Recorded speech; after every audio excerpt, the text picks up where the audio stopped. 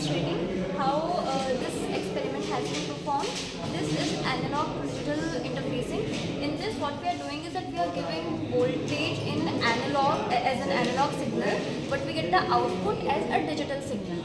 How do we get the output? You can see the LEDs here.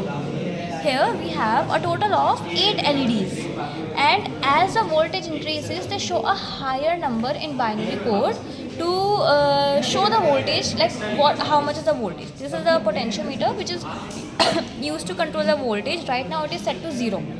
That's why none of the LED lights is glowing. You can also check it here on the screen. Digital data 0 0. This number here tells you what is the voltage. 0 0 is the lowest voltage possible. So just giving a brief about the setup, how it is done. So the 8255 first port has been connected with the J1, jumper 1 of the module for ADC experiment via an FRC cable, a 26-pin FRC cable. Then we are giving the power supply internally using this 8085 kit, using this cable. So that is a hardware setup, very briefly.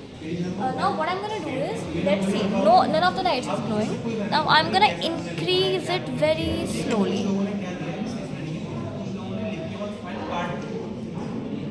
Now see, only one light is glowing. This corresponds to 1. You can check it here on the screen. It is 1. Now for binary code 2, LED 1 will not glow, LED 2 will glow, because we want 1 0.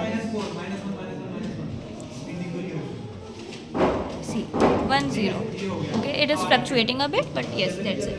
Then for 3, I will increase it a bit more. 1 1 corresponds to 3 in binary. You can check it here. Now as I increase it more and more and more, you see this is on the 5th position,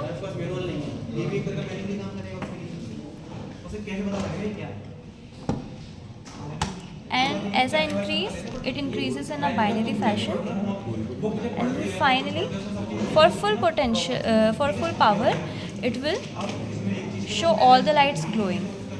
This corresponds to FF, the maximum possible. FF is 255, and these are 8 pins. 255. That's it.